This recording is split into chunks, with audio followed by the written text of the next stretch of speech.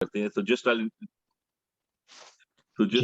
Introducing. So today we have Ishan Kumar, who will be our child speaker, who will summarize it for all the other kids in Sanskriti school. So I think Ishan, thanks for joining in. I know it's hard to get up on Saturday morning, and the fact that you did it, I really appreciate.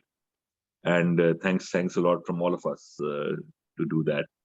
And today is the second mantra for Ishwar Stuti Pasna mantras, that the series that's going on. So Raju ji, over to you, and we can get started. 40-45 minutes, 40 to 45 minutes. Yes, बाकी फिर questions करेंगे. जी.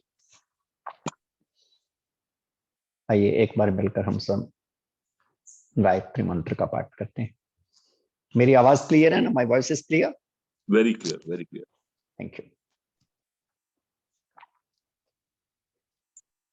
ओम भूरभुवः स्वः तत्सवितुर्वरेण्यं भर्गो देवस्य धीमहि धियो यो नः प्रचोदयात्.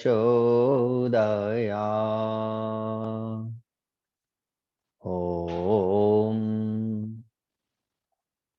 सहनाववतु सहनौ भुनक्तु सह वीर्यं करवावहै तेजस्विनावधीतमस्तु मा विद्विषावहै.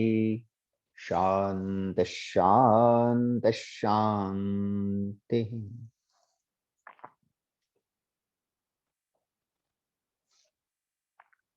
उपस्थित वंदनीय मातृशक्ति, वैदिक स्टडी सर्कल के समस्त प्रतिष्ठित पदाधिकारी वृंद, धर्माभिलाषी पुरुषों, नन्हे प्यारे बच्चों, पवित्र आत्मा. आचार्य जी बोल रहे हैं. अच्छा, ये इसका है अभी वाले का. जी सर, अपनी आवाज बंद कर दे. क्यों? परमेश्वर की असीम कृपा है. एक बार फिर मैं आपके सामने कुछ कहने के लिए उपस्थित.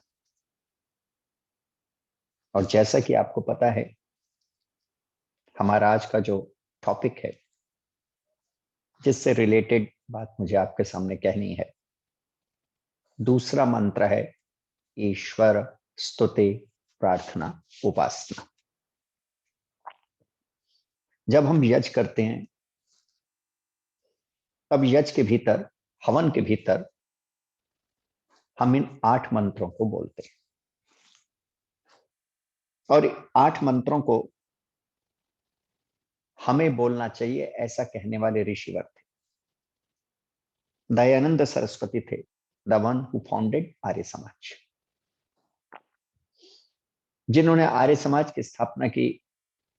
और इस हवन को कब, कैसे, किस समय, कौन सी आहुति देनी है, कौन सा मंत्र बोलना है, ये सारा का सारा जो कॉम्बिनेशन है, ये ऋषि दयानंद सरस्वती महाराज का है. उन्होंने हमारे सामने ये दिया. और जैसे कि मैंने पहले प्रवचन में आपके सामने निवेदन किया था, स्तुति, एक बार फिर मैं इनके अर्थों को कह दूं ताकि आपको मेमोराइज्ड हो जाए. स्तुति मीन्स टू प्रेज लॉर्ड. जब हम श्रद्धा पूर्वक ईश्वर के गुणों को गाते हैं तो हम इसको स्तुति के नाम से पुकारते हैं. प्रार्थना, दूसरी बात मैंने आपके सामने कही थी, प्रार्थना का मतलब है, जैसे स्वामी दयानंद लिखते हैं, first give your more than 100%, give your best, and then knock the door for his divine help, for his divine grace. पहले आप जितना कर सकते हैं, जितना आपके शक्ति है, उतना कीजिए.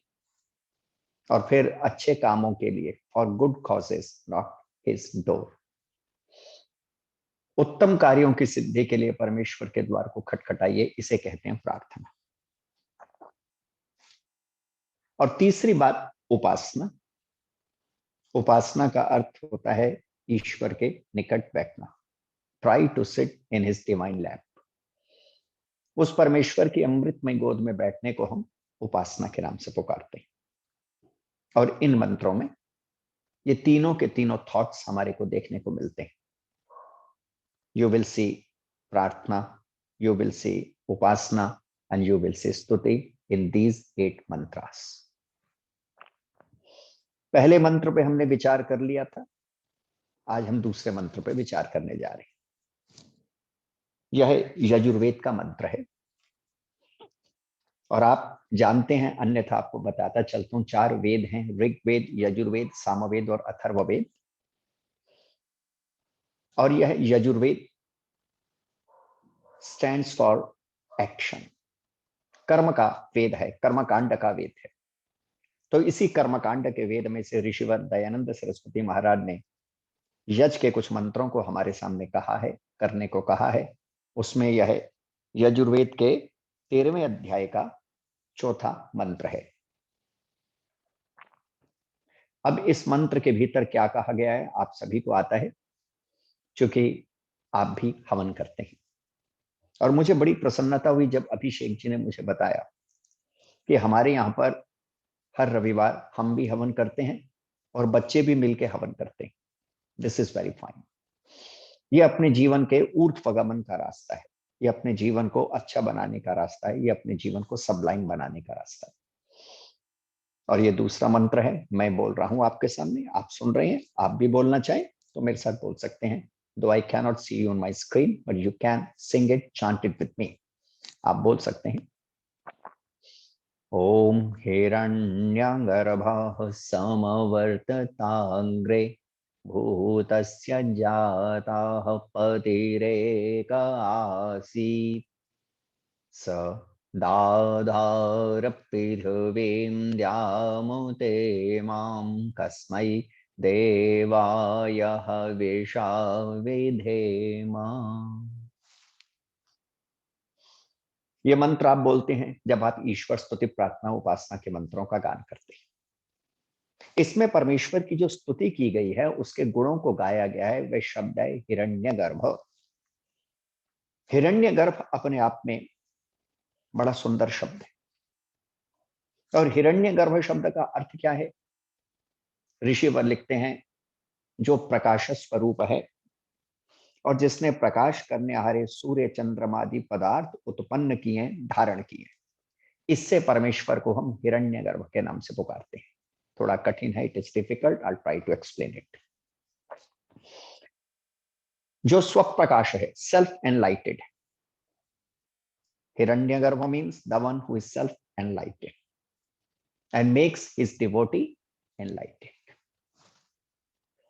जो स्वप्रकाशित है, जिसे किसी और प्रकाश की आवश्यकता नहीं, और जो अपने भक्त को प्रकाशित कर देता है। और साथ में दूसरा अर्थ ऋषि लिखते हैं इसी के अंदर, जिसने सूर्य, सन, मून, इन सबको हमारे लिए रचा। He created this beautiful world for me and you. The one who creates this beautiful world is called Hiranyagarbha. The one who creates this enlightened world, universe is called Hiranyagarbha. तो हिरण्यगर्भ के 1-2 अर्थ मैंने कहे, अब समझने की कोशिश कीजिएगा। ईश्वर स्वप्रकाश स्वरूप है, सेल्फ एनलाइटेड, और उसके भीतर इतनी शक्ति है कि वे अपने भक्त को भी एनलाइटेड करते हैं। और ये एनलाइटमेंट हमारे जीवन का सबसे बड़ा लक्ष्य होना चाहिए। अब यहाँ पे एक प्रश्न उठता है, और प्रश्न उठता है कि जो ईश्वर का भक्त एनलाइटेड हो जाता है, उसकी निशानी क्या होती है, उसके साइंस क्या, उसके फीचर्स क्या होते हैं? How does he feel, how does he walk, how does he talk, what he achieves the one who is एनलाइटेड। जो एक बार प्रकाशित हो गया, परमेश्वर की शरण के भीतर आ गया, जिसने हिरण्यगर्भ का अनुभव कर लिया, प्रकाश का अनुभव कर लिया, उसके लक्षण क्या होते हैं, चिन्ह क्या होते हैं? तो उसके बड़े सारे साइंस, फीचर्स हमारे यहाँ पर ऋषियों ने कही हैं, लेकिन एक दो फीचर्स मैं आपके सामने कहता हूं। सबसे पहली बात, जो एनलाइटेड हो जाता है, जो हिरण्यगर्भ का अनुभव कर लेता है, जो रियलाइज्ड हो जाता है, वह भक्त कभी भी सत्य के मार्ग को छोड़ता नहीं। He always follow the path of truth, the one who is enlightened. Or you can say enlightened person follows the path of truth. जो एक बार प्रकाशित हो जाता है, उस हिरण्यगर्भ के प्रकाश का अनुभव कर लेता है, फिर वो सत्य के मार्ग को कभी छोड़ता नहीं, चाहे उसको मरना भी पड़े। महर्षि दयानंद सरस्वती महाराज के जीवन के भीतर you have heard or read a lot of stories of Maharshi Dayanand Saraswati Maharaj. A story comes in his life. एक बार एक राजा ने स्वामी दयानंद सरस्वती महाराज से एक बात कही, दयानंद, तुम जो कहते हो वो सत्य कहते हो, झूठ कभी नहीं बोलते। You never tell a lie, always say truth. But personally I do not like truth. लेकिन मुझे सत्य अच्छा नहीं लगता। तुम खंडन करते हो, but I don't like it. इसलिए मैं तुमसे कहता हूं, ये खंडन करना छोड़ दो, just leave it, don't criticize, leave it. Maharshi Dayanand Saraswati Maharaj, the enlightened soul, an elevated soul, और वो क्या कहते हैं, राजन, सत्य कहना ईश्वर की आज्ञा है, और मैं ईश्वर की आज्ञा को कभी छोड़ नहीं सकता। It is his order to say truth, and I'll follow his order. मैं सत्य कहना छोड़ नहीं सकता। इतना सुनना था, द किंग गॉट एंग्री, और उसने स्वामी दयानंद सरस्वती महाराज से कहा, देखो, ये जो मैं तुम्हें सत्य छोड़ने के लिए कह रहा हूं ना, यूं ही नहीं कह रहा, I'll give you a lot of money, land and prosperity, whatever you demand I'll give you. जो तुम मांगोगे मैं आपको दूंगा। मैं यूं ही नहीं तुमसे कह रहा कि तुम सत्य के मार्ग को छोड़ दो। अब स्वामी दयानंद सरस्वती महाराज smiled and said, what will you give me, or what can you give me? तुम क्या दे सकते हो और क्या दोगे? अब राजा ने कहा, अच्छा ऐसा करो दयानंद, सुबह से शाम तक दौड़ते जाओ, दौड़ते जाओ, दौड़ते जाओ, और दौड़कर जितनी जमीन तुम नाप लोगे, लैंड तुम नाप लोगे, इट विल बी योर्स, वो तुम्हारी हो जाएगी।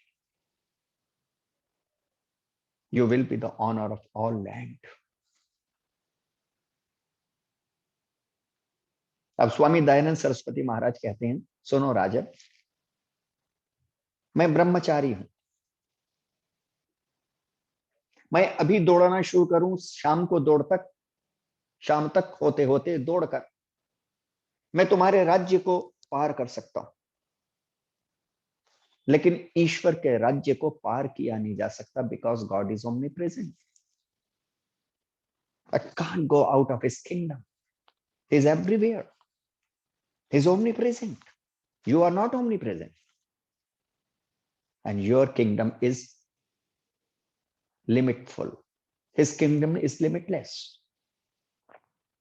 His kingdom is infinite.